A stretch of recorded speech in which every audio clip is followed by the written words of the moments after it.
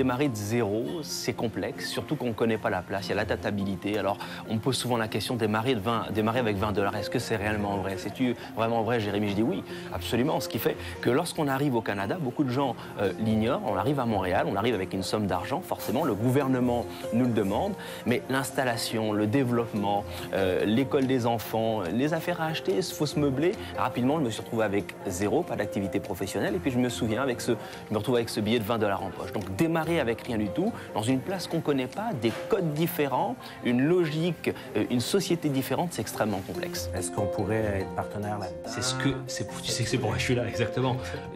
C'est très important, l'entrepreneuriat pour le mouvement Desjardins, dans la région de Montréal encore plus. Et d'ailleurs, c'est pour ça que le programme Créavenir, qui a commencé en 2012, maintenant en 2016, a été renouvelé avec des fonds d'1 million de dollars qui vont être distribués aux jeunes entrepreneurs dans les 2 à 3 prochaines années. Et évidemment, avec la situation qu'on connaît au niveau de la population de Montréal, une grande partie de ces fonds-là qui vont à des gens qui sont issus de la diversité, parce que c'est des personnes qui sont très entrepreneurs, même, je dirais, des fois un petit peu plus que les Québécois de souche.